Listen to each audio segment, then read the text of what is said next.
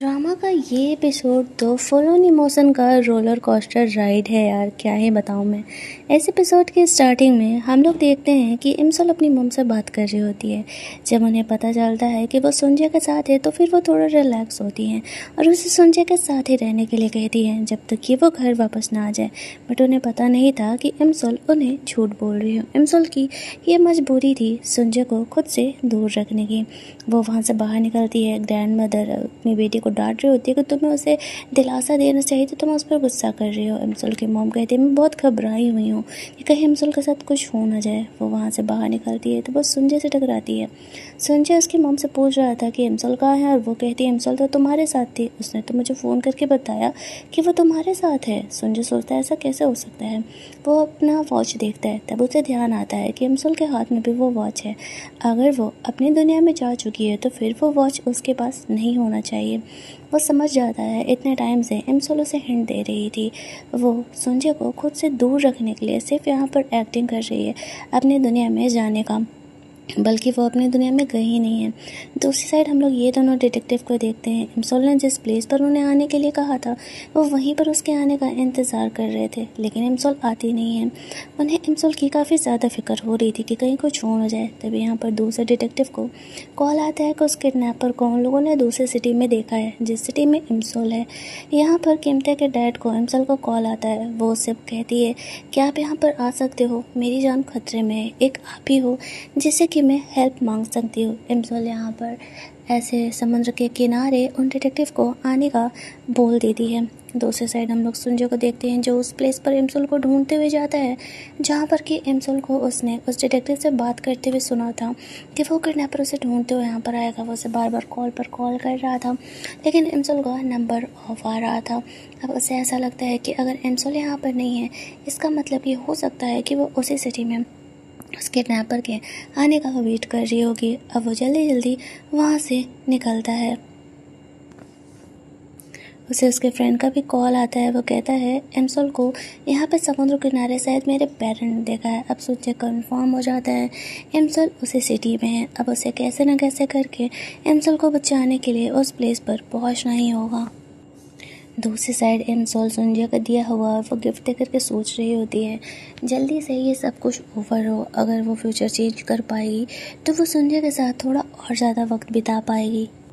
वो वहाँ से आगे बढ़ती है तो उसी शॉप के पास पहुँचती है जहाँ पर कि इमसल ने पास्ट के फ्लैशबैक में देखा था कि वो यहाँ पर सुबह के 5 बजे तक बैठ कर किसी के आने का इंतज़ार कर रही है। वो काफ़ी खुश थी लेकिन तभी यहाँ पर 5 बज जाते हैं और वो इंसान शॉप बंद करके चले जाता है। इमसल वहाँ से आगे बढ़ती है। वो किडनैपर उसका पीछा कर रहा होता है और एक रेड वॉल के सामने वो किडनैपर उसे किडनैप कर लेता है। अब इमसल के पास वहाँ बैठ कर के इंतज़ार करने के अलावा कोई ऑप्शन नहीं था।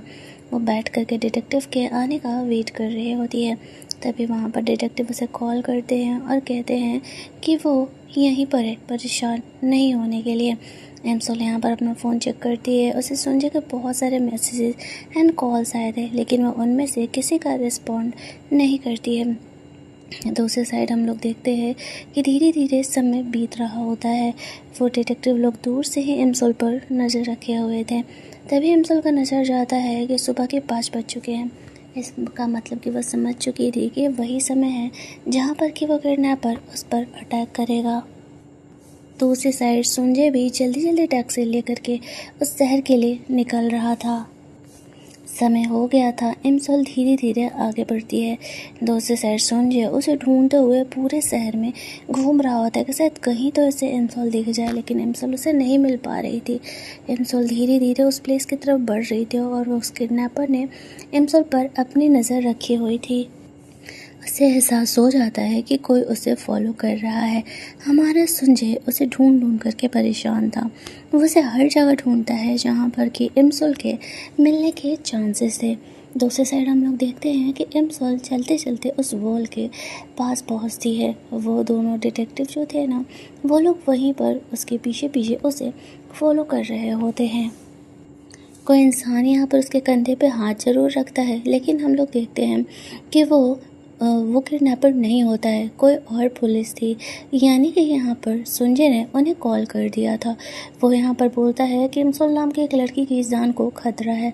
वो लोगों ने पूरे शहर में पेट्रोलिंग फैला दी थी। अब वो लोग यहाँ पर यही सारी बातें कर रहे होते हैं। दूसरी साइड हम लोग संजय को देखते हैं। संजय जब इमसोल को ढूंढते हुए आगे बढ़ रहा था तो वो किडनैपर से टकराता है। उसे देखते ही वो पहचान जाता है कि ये वही किडनैपर है जो कि इमसोल को ढूंढने के लिए आया था। इसके बाद हम लोग देखते हैं कि इमसोल को समझ आ जाता है कि वो किडनैपर उसे फॉलो करने के लिए नहीं आए हैं और संजय ने इन पुलिस ऑफिसर्स को भेजा है। इसका मतलब कि वो किडनैपर संजय के पीछे गया है।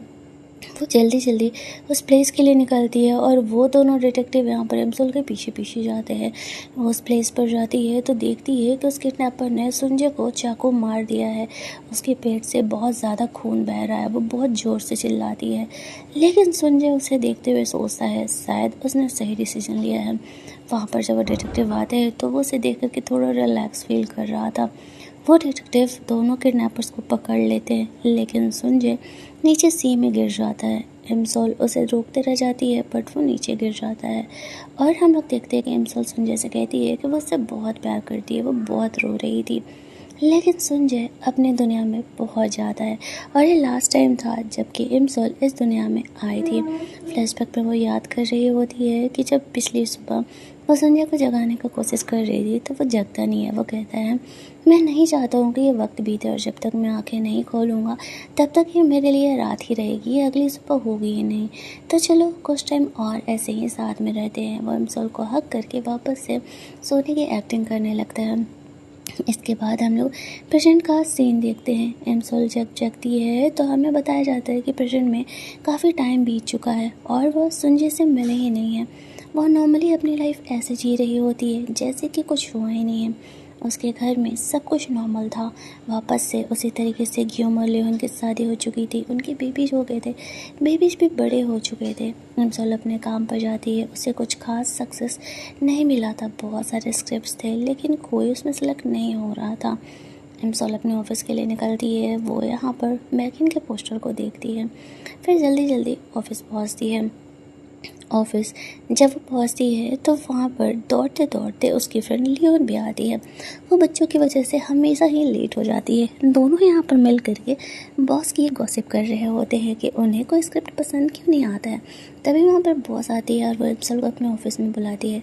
वो उसे कहती है कि हम लोग जिस यहाँ पर काम कर रहे हैं एक्टर के साथ, वो किसिंग सीन करने से मना कर रहा और हमारी ये रोमांटिक मूवी है। उसका कज़न ही कंपनी का सीईओ है, इसलिए तुम्हें ये जाकर के उसे कन्विंस करना पड़ेगा। अब इमसोल के पास कोई ऑप्शन नहीं था। वो उससे चाहती है कन्विंस करने के लिए। अच्छा आप लोग ये बताओ, आप लोगों ने इस बंदे का फेमस ड्रामा कहाँ देखा है? मैं बताती हूँ, वो अब तक का काफ़ी क्यूट सा ड्रामा था, कोरियन ड्रामा था। कमेंट में ज़रूर बताना। वापस आते हैं तो ये यहाँ पर उसे कन्विंस करने की कोशिश कर रही होती है कि एक रोमांटिक मूवी है, उसे किसी करना ही पड़ेगा, लेकिन वो साफ मना कर देता है। इमसोल को कहता है उसकी गर्लफ्रेंड उसे किसिंग सीन करने से मना कर रही है और वो उसकी बात नहीं डाल सकता। और साथ ही में यहाँ पर शूटिंग के समय में उसने अल्कोहल भी पिया हुआ था। वो शूटिंग बीच में ही छोड़ करके जाने लगता है। इमसोल उसके पीछे पीछे जाती है। वो ड्रंक एंड ड्राइव कर रहा था। वो अपनी गर्लफ्रेंड के साथ था। इमसोल उसे रोकने का कोशिश करती है बट वो सुनने के लिए तैयार ही नहीं था। बिल्कुल बदतमीज इंसान की तरह बिहेव कर रहा था। गुस्से में आकर के इमसोल जल्दी जल्दी अपना कार उसके कार के आगे जा कर के लगा देती है और वो उसे कान से खींचते उसकी कार से बाहर निकालती है और कहती है कि तुम पागल हो गए हो, तुम ड्रंक एंड ड्राइव करने वाले हो, एक तो गर्लफ्रेंड के साथ निकले हो, अपनी इमेज का ख्याल भी है तुमको, अगर तुम पब्लिक में पकड़े गए तो क्या होगा। ऐसा लगता है जैसे कि वो एक्टर मान जाएगा, लेकिन बेचारी यहाँ पर इमसोल को हम लोग जेल में देखते हैं और पुलिस स्टेशन देखते हैं जहाँ पर कि वो उस बंदे के मैनेजर के साथ था और उसका कह रहा था कि इमसोल को उसे सॉरी बोलना पड़ेगा। यहाँ पर इमसोल मिलती है कीमते से जो कि जेल के अंदर था। वो क्या कर रहा है अब वो तो पता नहीं। यहाँ पर हम लोग देखते हैं कि इमसोल उस बंदे को सॉरी तो किसी हालत में नहीं बोलने वाली थी, लेकिन तभी वहाँ पर उसके मैनेजर का कॉल आता है और उसे बहुत डांट लगाती है। ये बंदा उसे कहता है तो हमें सॉरी लेटर लिखना पड़ेगा मेरे क्लाइंट के लिए, तभी जाकर के कुछ होने वाला है। बेचारी एमसल सॉरी लेटर लिख रही होती है और पीछे से किम तो उसे परेशान कर रहा था। सॉरी लेटर सबमिट करने के बाद दोनों साथ ही में डिनर करने के लिए जाते हैं, जहाँ पर वो उसे अपने दिल का दुखड़ा बता रही होती है। वो उसे कहती है उसने फिल्म इंडस्ट्री ये बकवास करने के लिए नहीं ज्वाइन की थी। दोनों एक दूसरे से काफ़ी लॉन्ग टाइम तक बातें करते हैं और हम लोग देखते हैं कि एमसल यहाँ पर काफ़ी ज़्यादा ही ड्रिंक किए जा रही थी। कीमते उसे रोकता है। ड्रामा का ये वाला पार्ट हमारा यहीं पर ख़त्म होता है।